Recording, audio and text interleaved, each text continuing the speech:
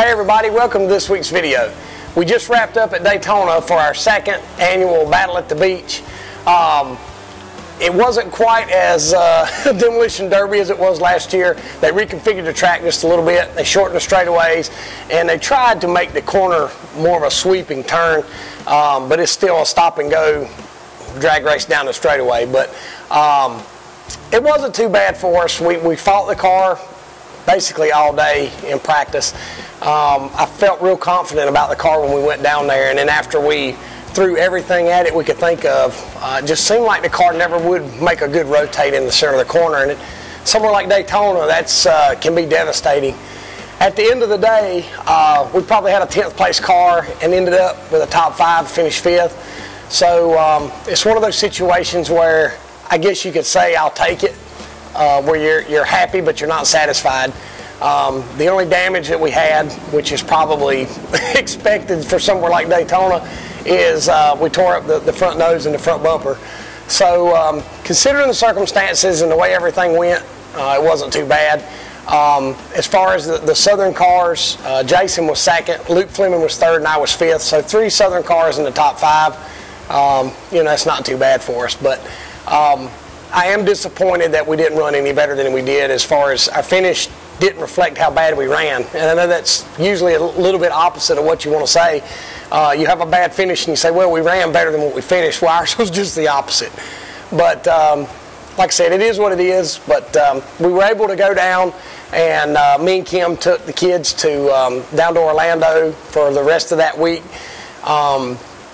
We left here, there was 12 inches of snow on the ground and 25 to 30 degrees.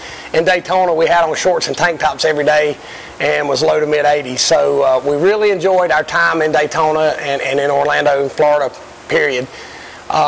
We came back on that Sunday, and actually with the delay with the rain we got to watch the end of the Daytona 500. So it was a pretty exciting week for us. We went this past weekend to the DT 100, and I know there's a lot of modified fans, a lot of people from up north that are familiar with this event. Dave Thomas Jr. puts on this event, and it's to raise money.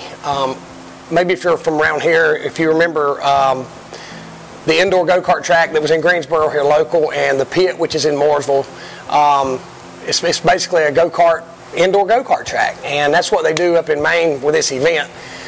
It's to raise money for Make-A-Wish Foundation, and I think there was 4 or 5 kids there that had their wish come true that were there to speak. And it's fun, as much fun as we had with the go-karts and the racing and everything that was going on, and being able to go up and be a part of that, to hear the stories from these kids about, they didn't know if they were going to make it or not. They didn't know if they were terminal. One girl was 13 years old and had ovarian cancer.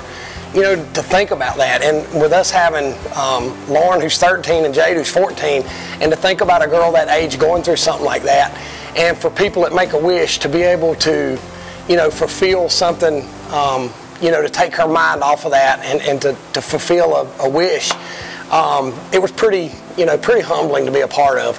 But we heard all those stories and got to hang out with those people. We met some really fun people, really cool people we got to hang out with. Main indoor karting facility hosted the event. Met some really cool people there. There's a lot of people that, when I get my area auto newspaper every week, I read about these tracks, Beach Ridge Speedway and Star Speedway and all these other tracks that are up north, up in the Maine and New Hampshire area that we don't get to, I never get to see them. I actually hear about them, but I don't get to see them. So to put some faces with some names and to hear some stories about these local tracks up there was actually pretty cool. And then after the event, we went back to the hotel for an after party. They had a band and everybody hanging out in the lobby. So, I guess main thing is I want to thank Dave Thomas Jr. for inviting me and Jason up and letting us be a part of this, because it was pretty special. We had a great time. The only thing I didn't enjoy was the weather. When we got there, it was -2 on that Friday night without the wind. And I told everybody up there, I said, this weather is uninhabitable. I don't know how y'all deal with it.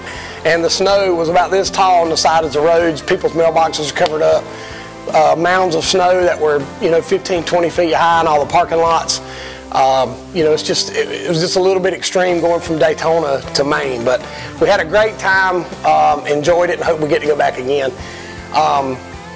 To touch on, it just reminded me, just looking at the car, I don't know how many people got to see what it looked like at Daytona, but those that didn't will get to see it hopefully at Caraway this coming up weekend. But Jason Walls at Insane Racing Graphics put a real cool wrap on this thing for us. I kind of designed it, and with mine and his input together, and then the layout, I could not believe, I don't know if anybody saw my post or not, but I could not believe how inexpensive and how quick you could do a wrap on one of these cars. You know, he did it basically in a day. We did it in 2 days, but time-wise, it was about a day's worth of work. And, you know, to me, it looks awesome. And thanks to everybody for the comments about, you know, I got a lot of compliments on it in Daytona and from the pictures we put on Facebook. So we were real happy with it. And I guess we liked it so much, and everybody liked it so much, the stadium car is probably going to be just like it. But as you can see behind me, I don't know if you're focused in on it or not, but the stadium car is on the jig right now, and we got to replace some rear bars in the back, rear frame rail bars in the back, where we're about 2 years worth of Bowman Gray madness, or madhouse, I guess is the correct term for that. But anyway, I think we're going to do the stadium car with the same design, so it'll be pretty cool. But like I said about this weekend, it's our first race for the year 2014 for the NASCAR Whelen Southern Modified Tour. We'll be at Caraway. It's not on Saturday, it's on Sunday. I think the race starts at 4 o'clock. You can go to, probably go to NASCAR Home Tracks and go to the Southern Modified page and get some details. If not, you can go to Caraway Speedway online, and they'll probably have a schedule up. But it's a day race on Sunday, first race of the year. We got a little snow and ice and stuff outside now, but I think by the weekend it's supposed to be about mid-50s. So looking for a good weekend. Hopefully as good as the car was when we went and tested a couple weeks ago, we can get that Caraway monkey off our back. I know I've said it a million times, and I've sat here on my little red stool with Steven standing there behind the camera and told you how we were going to get Caraway licked. Well, if there's any indication of how it was, you know, when we tested, of how it's going to be this weekend, I'm real excited about it. But thanks to everybody for the videos. Thanks to everybody, you know, that's helped me so far this year and helping us get this thing going. As always, thank you to Citrus Safe Barbecue Grill Cleaner and Adams Towing. And this year, I know you've seen it on my post and on my car, we have Speedway Auto Auction of Charlotte this year. So just a lot of cool things that are happening. I just want to say get well soon to my buddy Roy. He's going through a couple things right now, but we're thinking about you, buddy. Anyway, one more thing. We will have our 2014 new Burt Myers Racing t-shirts at Caraway for sale this weekend. We had a lot of people asking about those. So come to Caraway and see us and get your t-shirt, get an autograph at the autograph session.